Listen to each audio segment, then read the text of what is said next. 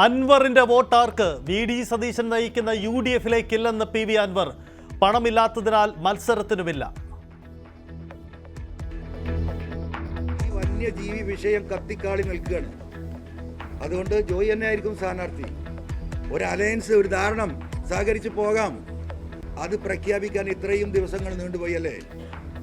15-ാം തീയതി എറണാകുളത്ത് വെച്ച് അദ്ദേഹത്തെ കാണുമ്പോൾ 2 ദിവസത്തിനുള്ളിൽ പറയാമെന്ന് പറഞ്ഞു. അപ്പോൾ അദ്ദേഹം വിചാരിച്ചത് എന്താ അറിയോ, തെരഞ്ഞെടുപ്പ് ഉണ്ടാവില്ല. അപ്പോൾ ഈ വാലുമ കെട്ടിയിട്ട് ഇങ്ങനെ നടക്കാം. മനസ്സിലായില്ലേ? വി.ഡി. സതീശന് പിന്നിൽ ഗൂഢശക്തികൾ. M. സ്വരാജിനും വിമർശനം. താല്പര്യം സംരക്ഷിച്ച് അൻവറിനെ പരാജയപ്പെടുത്തുക എന്ന മുദ്രാവാക്യം ഉയർത്തിപ്പിടിച്ച് ഇപ്പോഴും പോവുകയാണ്. പിണറായി സത്തെ താലോലിക്കുന്നതിൽ മുൻപന്തിയിലല്ലേ സ്വരാജ്?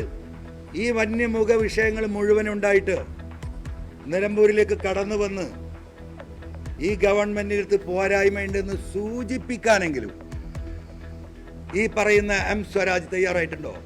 നിലമ്പൂരിലെ ജനങ്ങളെന്ന് പറയട്ടെ.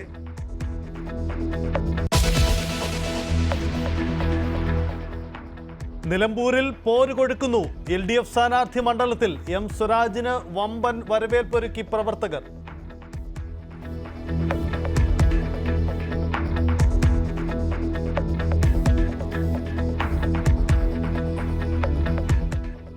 UDF സ്ഥാനാർത്ഥി ആര്യാടൻ ഷൗക്കത്ത് ഉടൻ നാമനിർദ്ദേശ പത്രിക സമർപ്പിക്കും. BJP സ്ഥാനാർത്ഥി ഉണ്ടാകുമോ എന്നതിൽ അനിശ്ചിതത്വം തുടരുന്നു.